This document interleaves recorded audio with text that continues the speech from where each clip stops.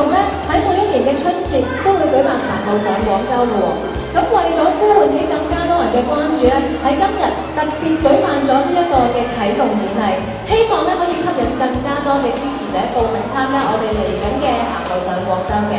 咁行路上廣州主要嘅資助對象咧就係山區嘅學童。呢我哋揀選開平做呢一個行路上廣州嘅路線嘅呢，我就其實想喺大家行路上廣州，除咗行之外呢，仲想將一啲文化氣息呢再帶俾大家。亦都係因為咧呢一個地方呢，就係2007年。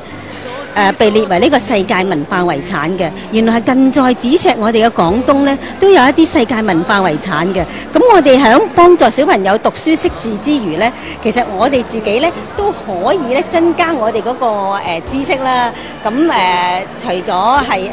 認識呢個碉樓之外呢，咁我哋亦都可以去認識一下開平嘅文同埋藝啦。咁呢一個就係我哋今年嘅想帶出嗰個信息咯。特別揀呢個開平作為我哋嘅重要嘅其中一個起點咧，原因係因為咧，開平就係我哋中國一個金山亞伯出產嘅地方。而呢個金山亞伯出產嘅地方，其實就代表咗好重要嘅意義。因為我哋當年好多呢啲開平嘅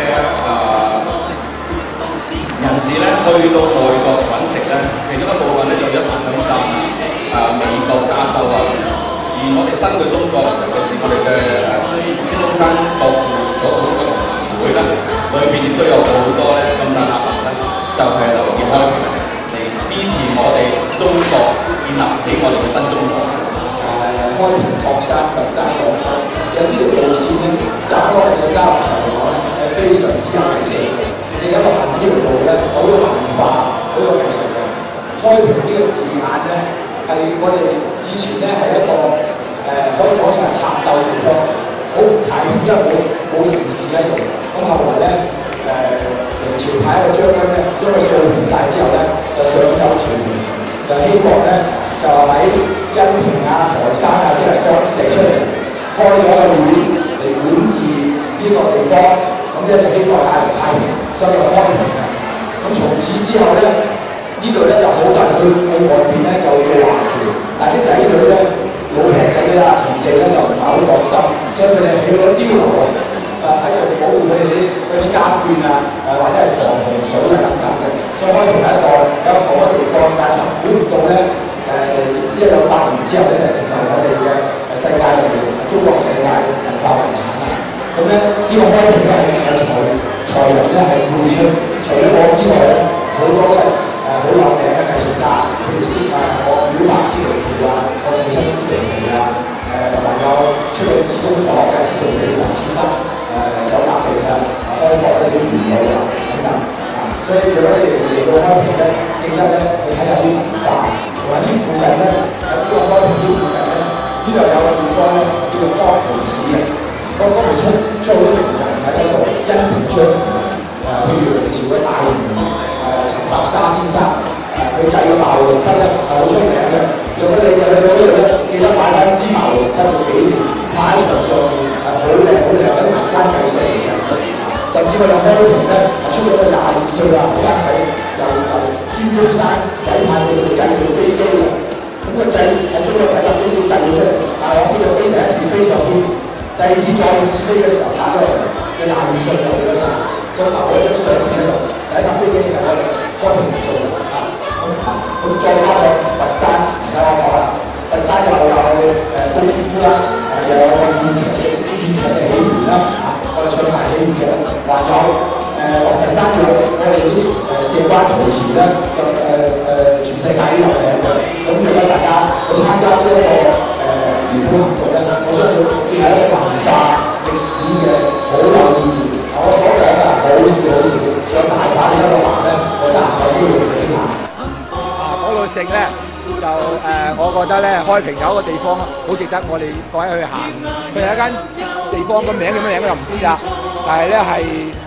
專係整粥俾人食嘅。夜晚黑咧就2層樓滿晒人，兼夾喺路邊都滿晒人嘅。所以大家若果咧去到開平之後，即晚咧食完飯，我帶大家食下夜粥，食完夜粥行翻嚟包你話好叻。開平咧好出名咧，缽仔糕啊！你而家香港食缽仔就係我哋開平特產啦，還有鹹雞，鹹雞又係我哋開平發明嘅，因為舊時冇雪櫃，我要醃住啲雞咁嚟過夜，咁咧同埋開平咧出產鵝，啲鵝好出名嘅，所以開平嘅燒鵝啊呢啲咁嘅嘢咧係非常之著名，所以我還有好多我講唔晒啦，因為總言之係咧開平係一個食都係一個幾好嘅地方，好有特色嘅。去到佛山咧。識打功夫人當然呢啲係功夫聖地啦，係嘛？佛山良贊啊，乜一齊入邊㗎啦。佛山還有好多名勝地方，啲祖廟啊，咁係好值得你哋去。佛山咧，還有咧，佢係一個石灣陶瓷嘅出產地。石灣陶瓷咧係中國全國有名嘅啊。譬如我哋清朝出咗一個叫做陳玉書嘅大師啊，陶瓷大師係被光緒皇請佢上去北京。係為皇帝做像嘅，咁咧做咗啲擺喺佢哋清朝嘅宮殿入邊供奉嘅，所有啲大臣曾國藩、左宗棠個個做，而呢套像咧係我親身見過嘅，喺澳門見過，係屬於何賢先生，即係而家嘅何特首嘅佢嘅老豆擁有。咁我係細個嗰時候跟我爸爸去鑑證呢件嘢嘅時候咧，我係親眼見過，係插頭嘅，個頭甩出嚟。即係整十幾廿個頭，嗰個皇帝揀邊個試就都唔同一個份，即係開國大臣或者係有功勞嘅大臣，同埋皇帝同埋皇后等等嘅像，一共12個。我相信呢個頭而家擺去故宮㗎啦，就冇得睇。咁啊，所以石灣係一個好著名嘅地方，大家可以買翻啲石灣陶瓷啦，係咪？還有大戲啊，即係我哋大戲咧，由北邊傳嚟我哋。廣東係由佛山度再發揚光大，變為我哋廣東一個戲。行路上廣州咧，呢一次咧唔止係一個慈善為善最樂啊，係一個夫有攸歸嘅事情。佢仲係一個文化之旅啊！即係我做文化人，如果我喺隔離能夠講述一下，留意邊度講下古咧，因為呢個文化之旅。我哋自己尤其是我哋廣東人，我哋都唔知道喺4邑5邑。有咁多嘢嘅，咁我哋去喺度行咧，我哋一路行一路見證啊，好過你喺架旅遊巴士度咁穿過就算數。咁我覺得係好，你腳踏住嗰個土地而去欣賞啲藝術，咁你印象係一生難忘嘅。對我自己都係一個好好嘅經歷。咁喺籌款嗰方面咧，有咩期望咧？哦，咁啊，梗係越多越好啦，越多越好啦。希望大家本住一個拼勁、一個傻勁咧，就去繼續揾多啲錢啊，咁樣樣。其實即係年紀大少少嘅朋友咧，都知道行路上廣州咧個歇後語係點解㗎啦，講出嚟係不雅啦，係嘛？總言之咧就係好傻嘅事啊，形容行路上廣州。咁其實起初嗰陣時咧嘅起源咧就係我所知嘅就係1929年省港大罷工，咁咧就香港有班工友咧就話要上去支持即係廣州大罷工。咁但係咧就香港政府當時咧就封咗，唔開火車俾佢哋上去參與呢個工會嘅活動。咁於是一班人就喺香港行路上廣州，於是就出咗嗰句歇後語啊咁。咁其實嗰股精神咧，而家我哋擺喺我哋呢度助學咧，都係一樣啱用嘅。雖然係傻啲，咁但係冇呢個世界咧，如果冇一班傻人去做一件咁有意義嘅事咧，就好多嘢咧就唔會發展呢個進步啦。